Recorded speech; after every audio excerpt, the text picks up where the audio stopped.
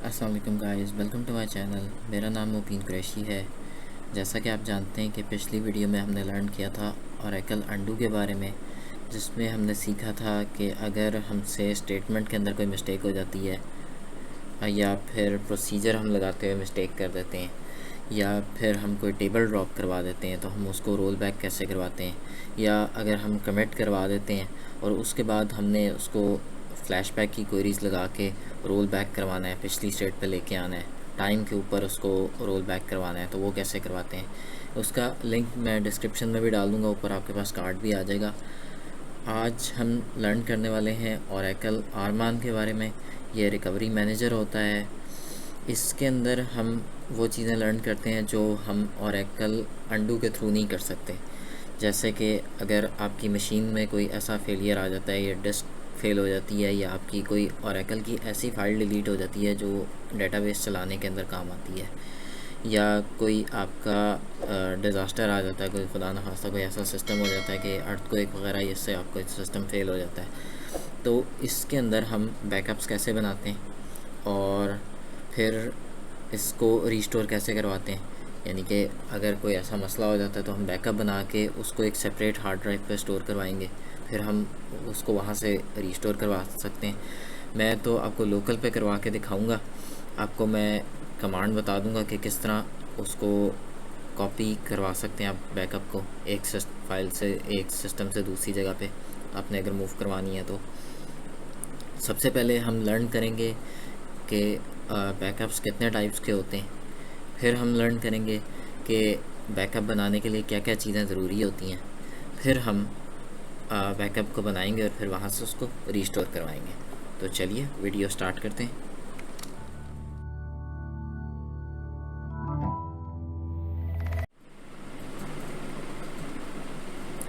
आरमान के अंदर दो तरह के बैकअप टाइप्स होते हैं, एक फुल बैकअप होता है और एक इंक्रीमेंटल बैकअप होता है। फुल बैकअप के अंदर जितने भी डेटाबेस के अंदर डाटा ब्लॉक्स पड़े हुए होते हैं उन सबको स्टोर करवाता है ये। इंक्रीमेंटल में ऐसे होता है कि लेट सपोज़ कि आपने एक दफ़ा फुल बैकअप ले लिया और जब नेक्स्ट टाइम आप बैकअप लेंगे तो उस दफ़ा फिर ये होगा कि जितने भी न्यू ब्लॉक्स आए होंगे, जैसे आपने कोई नया टेबल क्रिएट किया तो जस्ट उनको उन ब्लॉक्स को वो स्टोर करवाएगा। अब हम ज़रा डिटेल में इसके ऊपर बात कर लेते हैं फुल बैकअप के ऊपर। फुल बैकअप के अंदर दो तरह के बैकअप्स होते हैं। एक तो कंप्लीट बैकअप होता है जिसमें हम CDB जो रूट कंटेनर होता है हम उसका बैकअप लेते हैं और उसके अंदर ऑटोमेटिकली जितने भी हमारे प्लगेबल डेटाबेसेस पड़े हुए होते हैं उन सब का बैकअप ले लिया जाता है। आप चाहें तो इसका फुल बैकअप के अंदर कंप्लीट बैकअप भी ले सकते हैं और हम इसका पार्शल बैकअप भी ले सकते हैं, यानी कि प्लगेबल डेटाबेस 1, 2 या 3 जितनी भी आपकी प्लगेबल डेटाबेस हैं इनका इंडिविजुअली भी बैकअप लिया जा सकता है। और ये सारा बैकअप स्टोर होता है FRA के अंदर जाके। FRA एक किस्म का सिस्टम होता है कि जो जैसे आपकी स्टोरेज है उसके अंदर एक और स्टोरेज होगी, या हार्ड ड्राइव के अंदर एक और हार्ड ड्राइव ले लें, इसकी अपनी एक स्टोरेज होती है। इसका एब्रीवेशन फास्ट रिकवरी एरिया होता है। जब हमने ओरेकल की इंस्टॉलेशन करवाई थी तो हमने FRA की लोकेशन सेट की थी उसके अंदर रिस्पॉन्स फाइल के अंदर, और रिकमेंडेड इसका जो फाइल साइज़ है वो ये होता है कि अगर आपकी जो डेटाबेस का जो साइज़ है, अगर आपकी डेटाबेस का साइज़ जो है वो 2 GB है लेट सपोज, तो FRA का रिकमेंडेड साइज़ जो होता है ना वो 4 GB होता है। यानी कि उसके अंदर डबल जगह होनी चाहिए FRA के अंदर, क्योंकि जितनी भी डेटाबेस का जो बैकअप बनता है वो सारा FRA के अंदर जाके स्टोर होता है। अब इंक्रीमेंटल पे आ जाते हैं। जैसे कि मैं आपको बता चुका हूँ, इंक्रीमेंटल में फ़र्स्ट टाइम जो बैकअप लिया जाता है जो लेवल 0 पे वो फुल बैकअप होता है, उसी तरह का सेम जिस तरह हमने ये फुल बैकअप ऊपर लिया। अब इसके अंदर आगे दो ऑप्शन होते हैं। इसके अंदर एक लेवल 1 क्यूमुलेटिव होता है और लेवल 1 डिफरेंशियल होता है। लेवल 1 क्यूमुलेटिव के अंदर ऐसे होता है कि जो फुल बैकअप होता है उसका ये क्लोन बनाता है, और जितने भी न्यू ब्लॉक्स आएंगे, जैसे ये 5 न्यू ब्लॉक्स आए हैं और 5 न्यू ब्लॉक्स को प्लस इसका जो लेवल 0 का फुल बैकअप इसको स्टोर करवाता है। इसका रिकवरी टाइम तो बहुत फास्ट होता है, क्योंकि ये जो ब्लॉक्स हैं उसके अंदर जो है ये एक न्यू जस्ट 5 ब्लॉक्स को स्टोर करवा रहा है और ये जो है पिछले वाले का जस्ट क्लोन ले रहा है। इसके अंदर इसको इतने प्रोसेस के थ्रू जाना नहीं पड़ता, तो इसका जो रिकवरी टाइम होता है वो बहुत फास्ट होता है। लेकिन इसका डिस्क स्पेस बहुत ज़्यादा यूज़ करता है, क्योंकि पहले वाले का पूरा बैकअप दोबारा से ले रहा होता है। जितनी दफ़ा भी आप क्यूमुलेटिव का बैकअप लेंगे, इसका इंक्रीमेंटल के अंदर क्यूमुलेटिव वाला बैकअप लेंगे, तो उतनी दफ़ा ये जो है फुल बैकअप जो है लेवल 0 वाला, ये पहले इसका क्लोन लेगा और नए जितने ब्लॉक्स आएंगे उनको इसमें ऐड कर देगा। तो इसकी जो डिस्क स्पेस होती है वो बहुत लार्ज होती है। तो इसको हम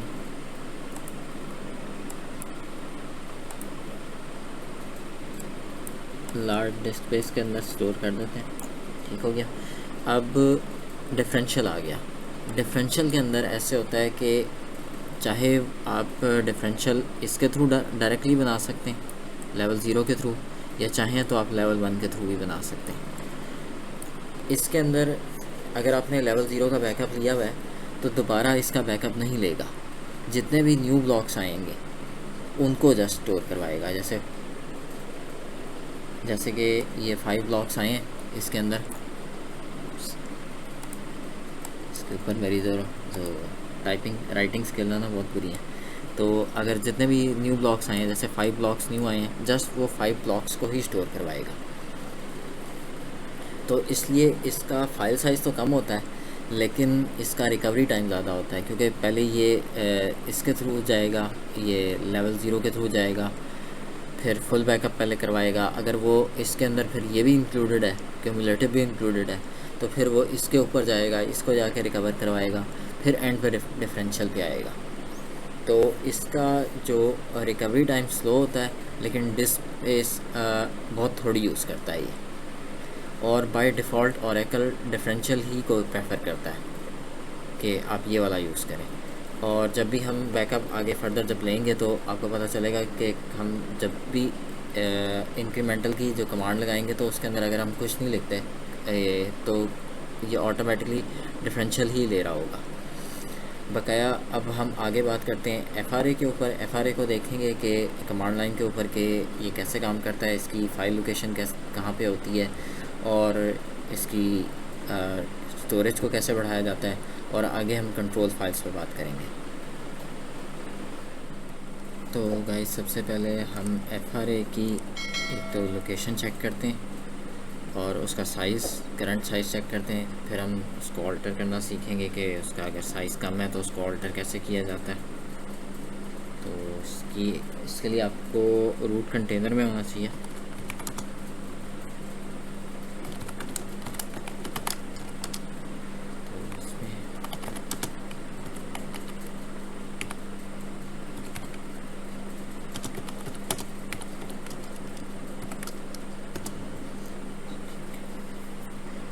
ये कमांड होती है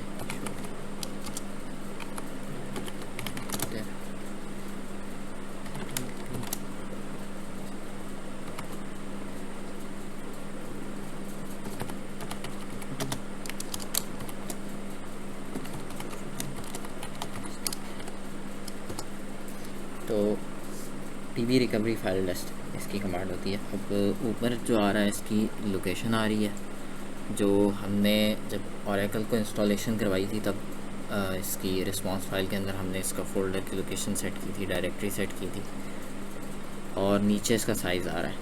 अब ये साइज़ तो मेरे हिसाब से बिल्कुल ठीक है। ये 13 GB का इसने सेट किया हुआ है। ओरेकल ऑटोमेटिकली आपके रैम के हिसाब से और डिस्क स्पेस के हिसाब से ऑटोमेटिकली इसको सेट करता है। ये इस टाइम पे तो वर्चुअल मशीन पे है। जब आप एक लोकल सिस्टम के ऊपर इंस्टॉल करवाते हैं ओरेकल को, जब आपकी हार्ड ड्राइव की स्टोरेज जो होती है लेट्स सपोज 1 टेराबाइट है या 2 टेराबाइट है, तो उसके हिसाब से ये, और रैम की यूजेज के हिसाब से ये सेट करेगा जो उसका साइज़ जो है। अब हम इसका साइज़ भी चेंज कर लेते हैं। ऑल्टर सिस्टम सेट, सेम यही कमांड आएगी, और इसके आगे साइज़ इक्वल टू, आप चाहें तो इसको MBs के अंदर भी लिख सकते हैं और चाहें तो GBs के अंदर भी लिख सकते हैं। जैसे कि इस टाइम पे इसका साइज़ जो है वो 13896 M है। तो 4 पे अगर हम इसको डिवाइड करवाते हैं तो ये ऑलमोस्ट 13-13.5 GB का है। तो चाहें तो हमें 15 GB कर देते हैं, 15G लिख दें, या आप उसको M से कन्वर्ट करवाना चाहें तो वो भी करवा सकते हैं। इसको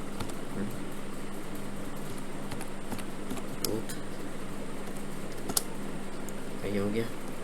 अब हम दोबारा इसी कमांड को चला लेंगे तो ये 15G हो गया। अब हम चेक करेंगे कि कितने % यूजेज इस टाइम पे चल रही है इसकी रिकवरी एरिया की। तो इसकी भी कमांड होती है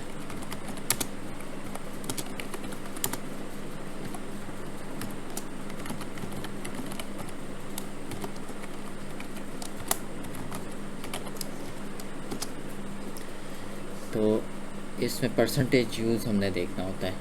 कंट्रोल फाइल्स के अंदर तो हम 0% यूज़ है, रीडू लॉग्स के अंदर भी, और जो आर्काइव लॉग्स हैं वो 0.89 मेगाबाइट यूज़ कर रहे हैं, और बैकअप पीस जो है इसके अंदर जो आगे हम जाके बैकअप्स बनाएंगे ये फिर ज़्यादा हो जाएगा, 0.35 MB है।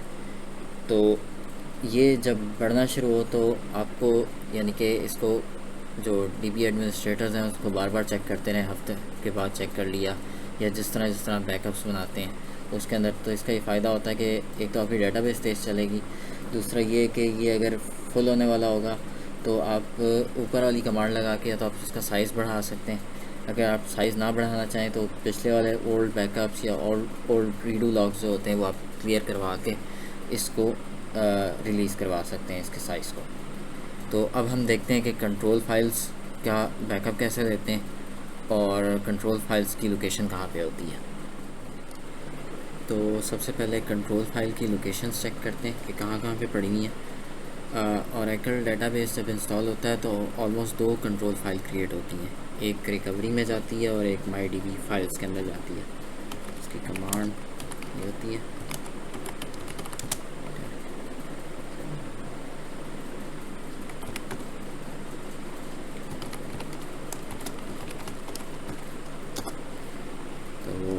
ये 2 फाइल्स हैं। पहली वाली MyDB फाइल के अंदर है जो आपका डेटाबेस चलाने के अंदर हेल्प करती है, ये पहली वाली है। और ये जो सेकंड वाली जो है जो रिकवरी के अंदर पड़ी हुई है, अगर खुदा न खास्ता आपसे ये वाली डिलीट हो जाती है तो आप इसके थ्रू उसको रिकवर अप करवा सकते हैं। ये हम आगे देखेंगे कि कैसे होती है। हम एक और कंट्रोल फाइल बनाएंगे और फिर हम उसको देखेंगे कि रिकवरी कैसे बनाई जाती है। अब एक और कंट्रोल फाइल बना लेते हैं।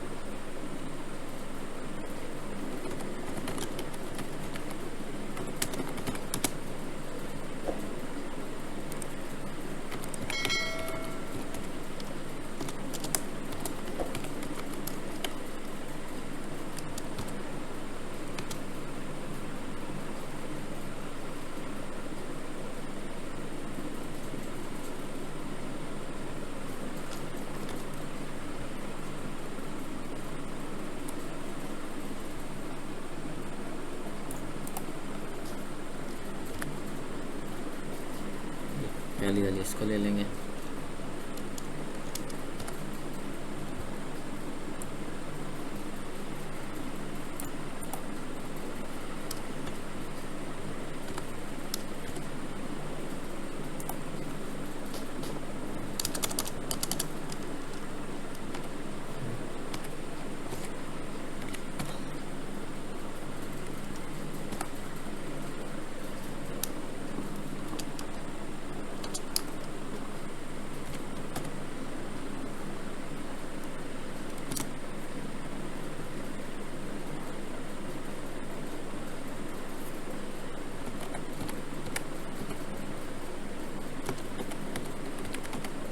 SP फाइल के थ्रू बनाएंगे।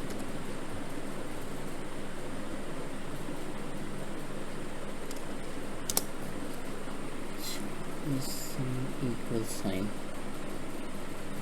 इसको के बाद equal to S P file आना था।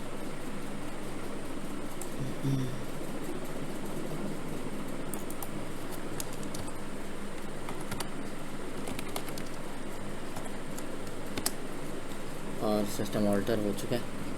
तो अब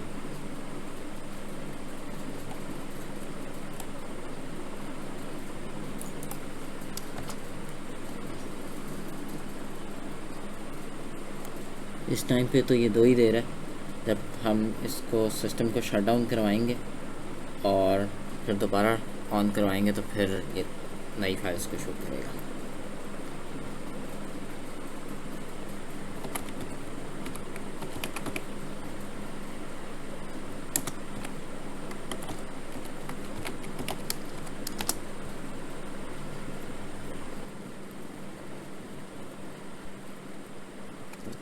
अब जो हमने ये सेकंड जो फाइल बनी हुई है इससे, इसी से ही हम तीसरी फाइल को बनाएंगे। इसको cp की कमांड लगाएंगे।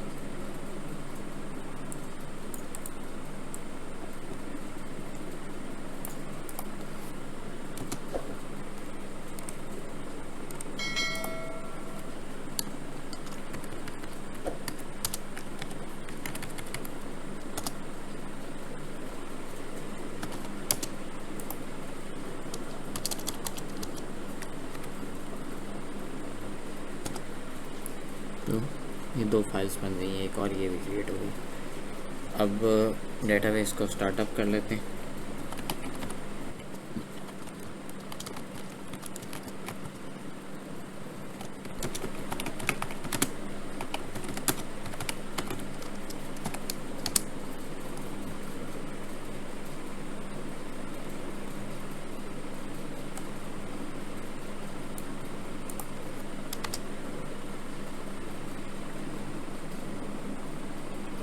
तो ये 3 वाली फाइल भी आ गई है। इसको हम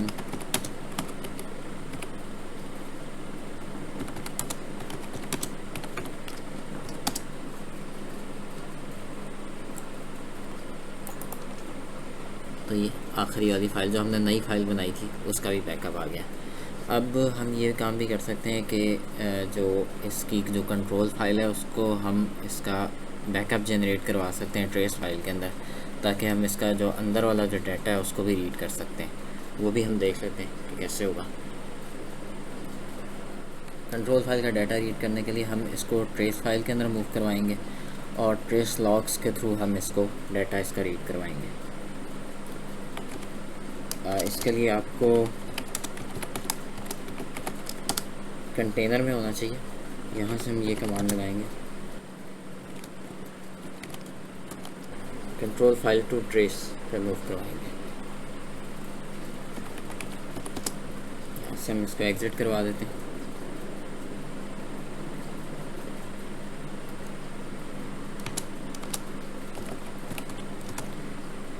हम इसके ट्रेस लॉग्स देख लेते हैं।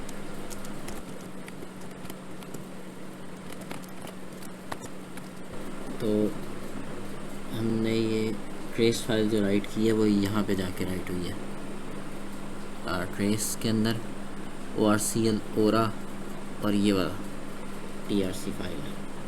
तो हम इसको हम कोई भी अपने एडिटर के ऊपर आप खोल सकते हैं। VI के ऊपर खोल लें, इस पर खोल लें।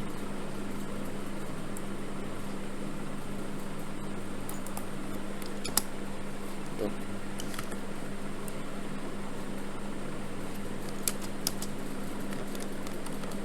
ये इसका कंट्रोल फाइल का जो डाटा है।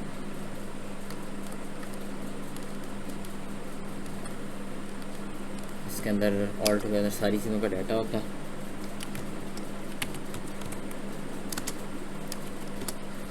अब हमने FRA को भी देख लिया है और कंट्रोल फाइल्स को भी देख लिया है। अब हम आरमान को देखेंगे कि हम आरमान के ऊपर कैसे बैकअप लेते हैं और फिर हम उससे रीस्टोर कैसे करवाते हैं। तो चलिए देखते हैं। तो चलें गाइस, अब हम देखेंगे कि हम आरमान पे कैसे कनेक्ट करते हैं। और सबसे पहले हम उस पर कंप्लीट बैकअप लेंगे और फिर इंक्रीमेंटल बैकअप, फिर आगे फर्दर आहिस्ता आहिस्ता करके उसको एलेबरेट करेंगे कि किस तरह चीज़ें इस पर चलती हैं। इसकी कमांड होती है RMN और टारगेट हम इसको बताते हैं कि हमने कहाँ पे इसको कनेक्ट करना है। अगर हमने रूट कंटेनर पे कनेक्ट करना है तो ये / आएगा। वैसे अगर हम चाहें तो इसको डायरेक्टली प्लगेबल डेटाबेस पे भी कनेक्ट कर सकते हैं, वो हम आगे देखेंगे। अब यहाँ पे हम अगर कंप्लीट बैकअप लेना चाहते हैं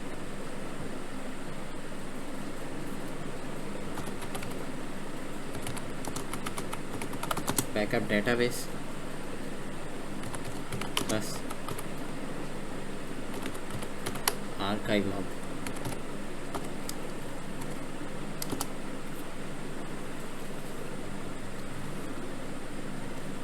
ये सबसे पहले CDB का बैकअप लेगा, फिर PDB का बैकअप लेगा। ये जो है इस टाइम पे ये मेन जो है कंटेनर का बैकअप लिया इसने।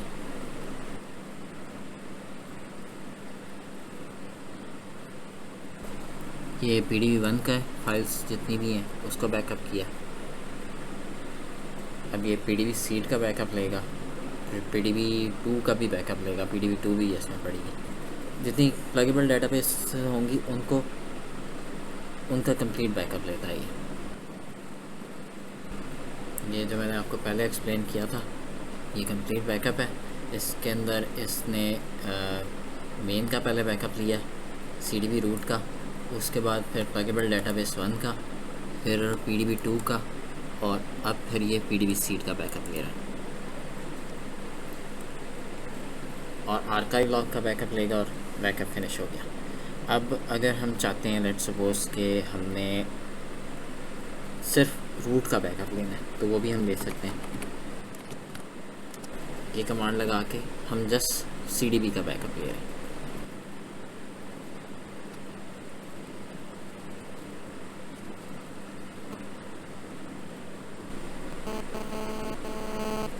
हम चाहें तो इसमें हम सिंगल PDB का भी बैकअप ले सकते हैं कमांड लगा के।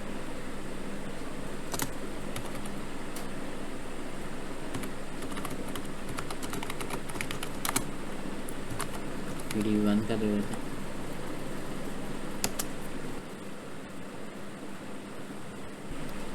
अब हम अगर चाहें जहाँ पे हमने टारगेट उसका दिया था, हम डायरेक्टली PDB2 पे कनेक्ट करवा के और हम उसके अंदर भी जाके बैकअप लिया जा सकता है। यहाँ से हम इसका एग्जिट करवा देते हैं। जैसे हमने ये टारगेट दिया था, क्लियर करवा देते हैं, पढ़ लेते हैं। यहाँ पे टारगेट की जगह हम डालेंगे जो सिस्टम था उसका, और इसका आगे पासवर्ड आएगा।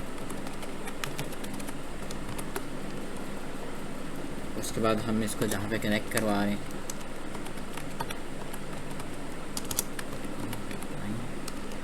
आगे इसकी पोर्ट आएगी और PDB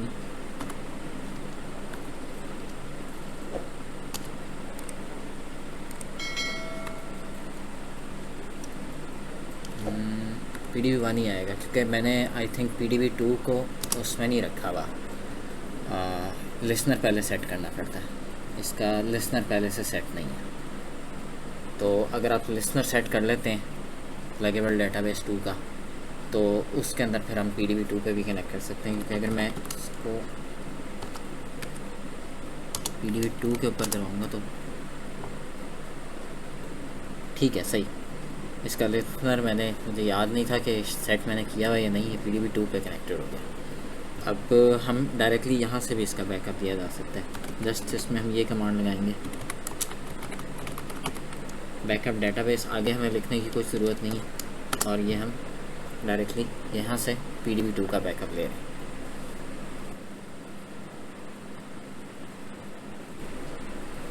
अब हम मेन रूट में वापस आ जाते हैं। हम वहाँ से देखेंगे कि हम मेन कंटेनर का इंक्रीमेंटल बैकअप कैसे लेते हैं।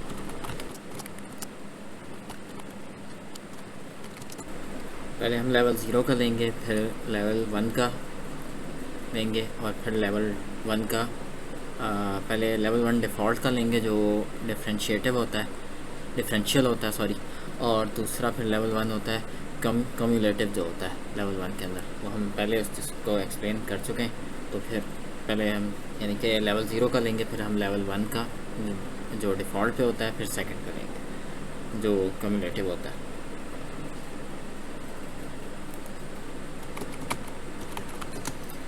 यहाँ चाहें तो आप इसके अंदर टैग्स वगैरह भी डाल सकते हैं ताकि आपको याद रहे, तो हम इसके अंदर कोई भी टैग डाल लेते हैं। हम इसके अंदर कंटेनर डेटाबेस का ले रहे हैं तो CDB INC इंक्रीमेंटल के लिए और लेवल 0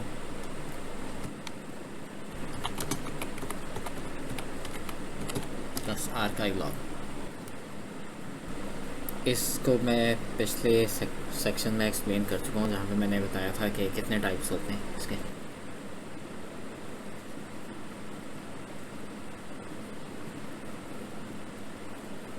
ये जैसे कि मैंने आपको बताया था कि जो इंक्रीमेंटल लेवल 0 जो होता है वो कंप्लीट जो बैकअप होता है, जो फुल बैकअप होता है, उसी की कॉपी होती है। तो पहले ये कंटेनर का लेगा, फिर प्लगेबल डेटाबेस 1 का लेगा, फिर 2 का लेगा, फिर PDB सीड का लेगा।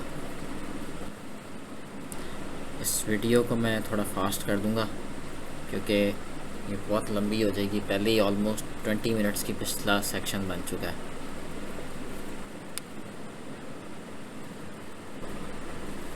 अब हम इंक्रीमेंटल लेवल 1 का देख लेते हैं जो बाय डिफ़ॉल्ट होता है।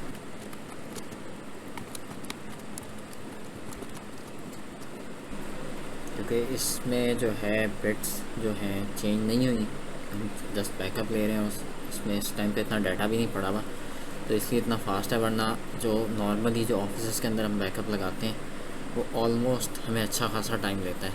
वो हम लगा के छोड़ देते हैं और 2-2 3-3 दिन चलता रहता है बैकअप। ये ऊपर वाला बैकअप जो मैंने लिया है, ये वाला इंक्रीमेंटल लेवल 1 जो लिया, ये डिफरेंशियल है क्योंकि इसके अंदर भाई ये डिफ़ॉल्ट होता है और एकल का, तो इसमें हमें कोई भी चीज़ सेट करने की ज़रूरत नहीं पड़ती, इसको बताना नहीं पड़ता। जो कम्युलेटिव होगा हम उसको पहले बताएंगे कि ये कम्युलेटिव बैकअप है। अब हम कम्युलेटिव बैकअप ले लेते हैं।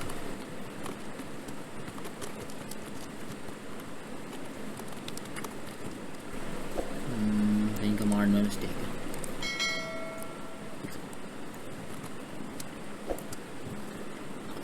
ठीक, सही। आर्काइव लॉग में भी स्पेस नहीं आएगा।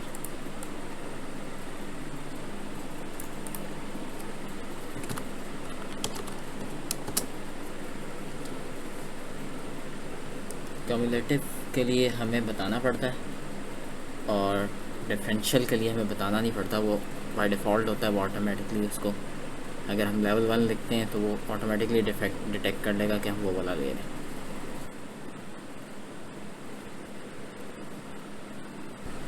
इसके बाद हम देखेंगे कि बैकअप्स को व्यू कैसे किया जाता है।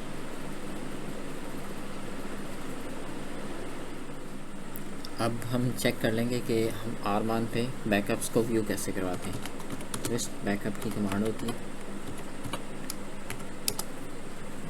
तो जितने भी इसमें बैकअप्स हैं वो सारे आ जाएंगे। इसमें ये होता है कि हम जैसे ओरेकल के अंदर नॉर्मल SQL+ पे CSV लगा के उसको एक ऑर्गेनाइज फॉर्म में ले आते थे, इसमें नहीं आता ये। तो इसमें ये की होती है सबसे पहले बैकअप की, फिर उसके बाद इसका साइज़ आता है, फिर ये टाइप आती है, फिर टाइम बताता है कि कितने टाइम में कंप्लीट हुआ है, कंप्लीशन टाइम इसका क्या था, और फिर ये भी बताता है कि इसकी डेट किस दिन की है। फिर उसमें टैग्स जो डले हुए होते हैं, फिर हमें ये भी पता चलता है कि इसमें डाटा फाइल कहाँ पे है। फिर ये भी बताता है कि ये प्लगेबल डेटाबेस का है या फिर ये उसका है जो नॉर्मल कंटेनर का है। इसकी एक और कमांड भी होती है समरी के नाम से, इसमें ज़रा ऑर्गेनाइज्ड फॉर्म में आ जाता है। ये सबसे पहले इसकी की आ रही है, फिर टाइप जो है ये इसका बैकअप है, फिर इसके अंदर ये लेवल आता है। लेवल A जो होता है वो आर्काइव लॉग होता है, F से फुल होता है। इंक्रीमेंटल लेवल 0 जो होगा वो 0 से शो होगा, 1 होगा वो 1 से शो होगा। उसके बाद इसका स्टेटस आ जाता है, ये एक्टिव है इस टाइम पे।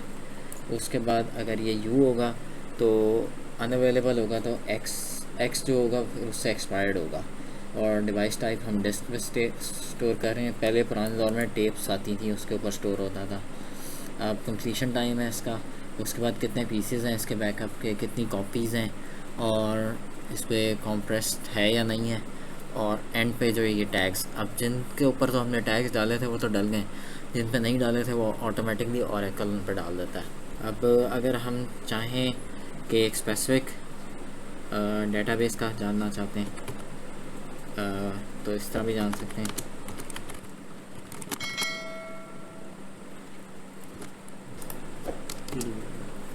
तो ऑफ लगाना था उसके लिए, तो ये उसी तरह की समरी आ गई जैसे पहले आ गई थी। तो ये प्लगेबल डेटाबेस 1 का है, और इस तरह हम डिफरेंट प्लगेबल डेटाबेसेस का भी जान सकते हैं। हम चाहें तो आर्काइव लॉग्स का भी चेक कर सकते हैं।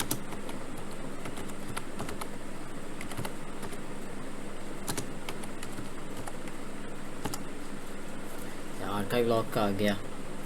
हम बैकअप कंट्रोल फाइल का भी चेक करवा जा सकता है इस तरह।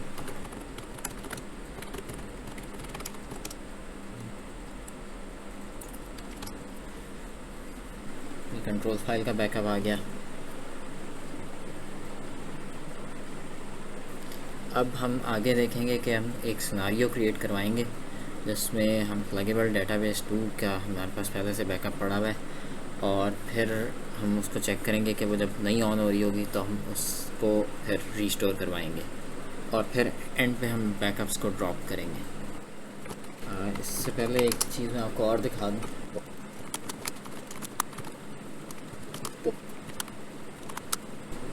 मैंने पहले आपको दिखाया था कि इसके अंदर हमें ये चेक करते रहना होता है कि बैकअप के जो पीसेस हैं इस टाइम पे 71 MB पे चला गया है। हमने बैकअप्स बनाए हैं, फिर आर्काइव लॉग्स हैं उसके अंदर पड़े हुए। कंट्रोल फाइल का इतना नहीं है, शो नहीं कर रहा वो उसमें, तो MB से भी कम में होगा तो इसलिए शो नहीं कर रहा।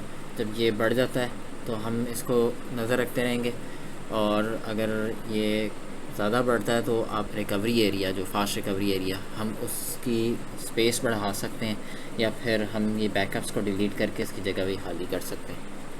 अब हम आगे देखेंगे कि हम कैसे एक सिनेरियो क्रिएट करवाएंगे जिसमें हम प्लगेबल डेटाबेस 2 के ऊपर सिनेरियो क्रिएट करेंगे, और फिर हम उसको रिकवर करना सीखेंगे। तो गाइस पहली वीडियो काफ़ी लंबी हो गई थी, इसी वजह से सिनेरियो बैकएंड पर बनाना पड़ा। तो लेट्स सपोज कि आपके पास प्लगेबल डेटाबेस 2 है और वो उसकी कोई फ़ाइल रिमूव हो जाती है, तो मैंने सिनेरियो खुद ही क्रिएट किया। ये file name DBA data files के अंदर मैं आया हूँ। यहाँ से आके मैंने फ़ाइल्स देखी हैं इसकी कौन कौन सी पड़ी हुई थी। अब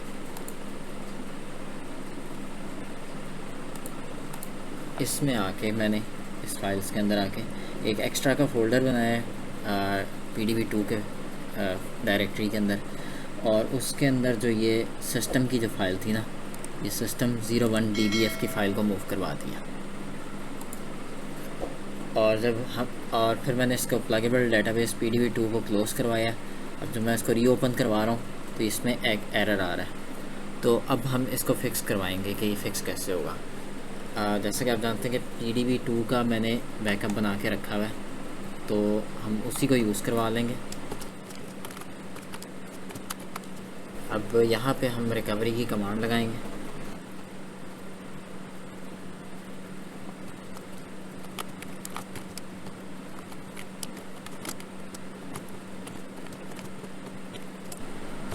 तो हम ये वाली कमांड लगा रहे हैं। रन के अंदर कर्ली ब्रेसेस में हमने रखा है रीस्टोर प्लगेबल डेटाबेस 2 और recover pluggable database 2, alter pluggable database 2 open. अब जैसा कि आप देख सकते हैं कि इसी के अंदर ही हम आ जाते हैं। तो यहाँ पे शो PDBs, तो PDB2 जो है माउंटेड है, ओपन नहीं है। इसको चला लेंगे कमांड।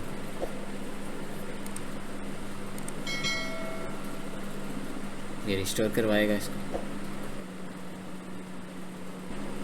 तो प्रोसेस कंप्लीट हो गया।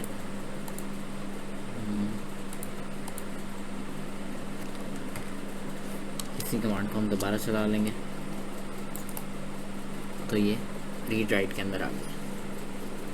अब हम देखेंगे कि हम जितने भी हमने इसके बैकअप्स लिए हैं उसको रिमूव कैसे करते हैं।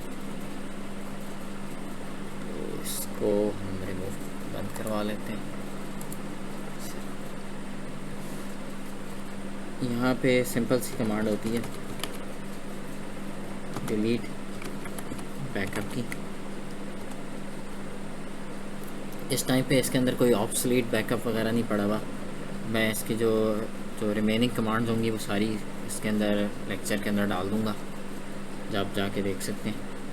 ऑब्सोलीट बैकअप हो तो आप उसको भी चेक करवा सकते हैं, उसको भी रिमूव करवा सकते हैं। तो इतने इसमें बैकअप्स पड़े हुए और हम इसके अंदर यस की कमांड लगाएंगे और इसको रिमूव करवा लेंगे। वैसे अगर आप इसको ना भी करवाएं रिमूव, या मैं तो इस लेक्चर के लिए आपको बता रहा हूँ, तो इसके अंदर एक जगह होती है जहाँ पे इसको करवा देते हैं।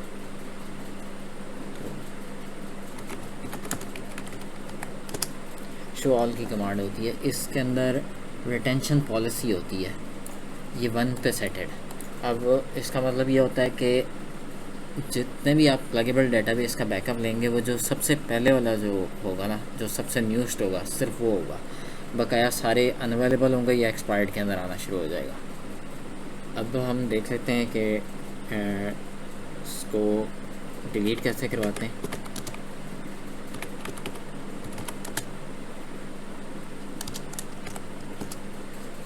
तो ये जितने भी बैकअप्स होंगे उसके अंदर हम यस की कमांड लगाएंगे और यस आई थिंक कैप्स में होता है, इसकी काम नहीं करना। ये था आज का लेक्चर। होपफुली आपको ये वीडियो पसंद आई होगी। इस वीडियो को बनाने में मुझे ऑलमोस्ट 5 से 6 डेज़ लगे। तो इस वीडियो को लाइक करें, अपने फ्रेंड्स के साथ शेयर करें और मेरे चैनल को सब्सक्राइब करना मत भूलें। और ओरेकल का भी ऑलमोस्ट इख्तिताम हो गया है। जो रिमेनिंग जो चीज़ें रह गई हैं, जो एक्स्ट्रा थी इसमें से, वो उसमें मैं छोटी छोटी वक्तन फ़वक्तन वीडियोस बनाता रहूँगा। और उसके बाद हर हफ्ते के बाद मैं कोई नई वीडियो रिलीज़ किया करूँगा इंशाल्लाह। मिलते हैं नेक्स्ट वीडियो में। अल्लाह हाफ़िज़।